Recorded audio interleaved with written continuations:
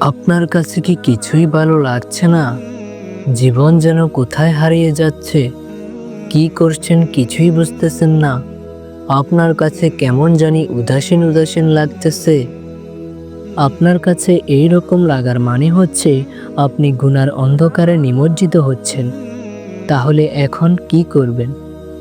তাহলে একদিন মসজিদে চলে আসুন, আর মসজিদের এক কোণায় বসে বসে ভাবুন আপনি কি করছেন। আপনি ভাবুন আপনি কোথায় হারিয়ে যাচ্ছেন।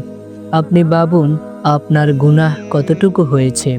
একটু গুনাহগুলোকে মেপে দেখেন কতটুকু গুনাহ হয়েছে। নিজেকে একটা প্রশ্ন ছুঁড়ে মারুন, গুনাহ করা কি এখনো শেষ হয় নাই? আর কত করব? নিজেকে জিজ্ঞেস করুন, তুমি কি ফিরবে না তোমার রবের দিকে? তুমি কি এভাবেই হারিয়ে যাবে? তুমি কি গুনাহ করতেই থাকবে? সময় কি এখনো আসেনি নিজেকে পরিবর্তন করার? সময় কি এখনো হয় নাই গুনাহগুলি থেকে বেঁচে থাকার? কখন হবে সময়? কখন আমি নিজেকে বদলাবো? তাই নিজের দিকে একটু নজর দেন, নিজের পরিবারের দিকে একটু নজর দেন। একটু ভেবে দেখুন, মাইলস্টোনে বিধ্বস্ত বিমানটি যদি আপনার শরীরে ক্রাশ করত, তাহলে এতক্ষণে আপনি হয়তো কবরে থাকতেন, আর আপনি তো গুনাহ নিয়ে কবরে যেতেন। এমনও তো হতে পারত হয়তো আপনার শরীরের অঙ্গ প্রত্যঙ্গ খুঁজে পাওয়া যায়নি। তাহলে বুঝে নেন এখনই সময় আমার আপনার গুনাহ ছেড়ে দেওয়ার। কারণ মৃত্যু এসে যেতে পারে যে কোনো মুহূর্তে।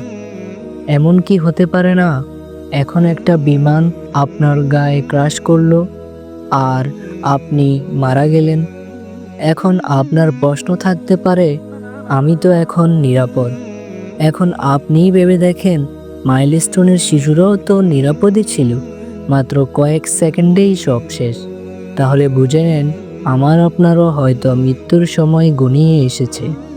আমাদেরকেও চলে যেতে হবে। তাই সময় হয়েছে নিজেকে বদলানোর। আপনি যে সারাদিন সারা রাত বাইরে আড্ডা দেন, বিভিন্ন মাদক সেবন করেন, কখনো কি ভেবে দেখেছেন আপনার মা আপনার জন্য কতটা চিন্তা করেন? আপনার বাবা আপনার জন্য কতটা চিন্তা করেন?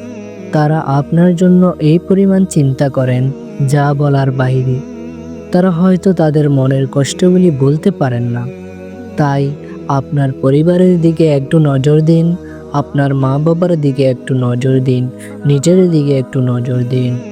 সময় হারিয়ে যাচ্ছে, নিজেকে বদলান। ফিরে আসুন আপনার রবের কাছে, আপনার পরিবারের কাছে। আজই শুরু করুন একটি নতুন জীবন।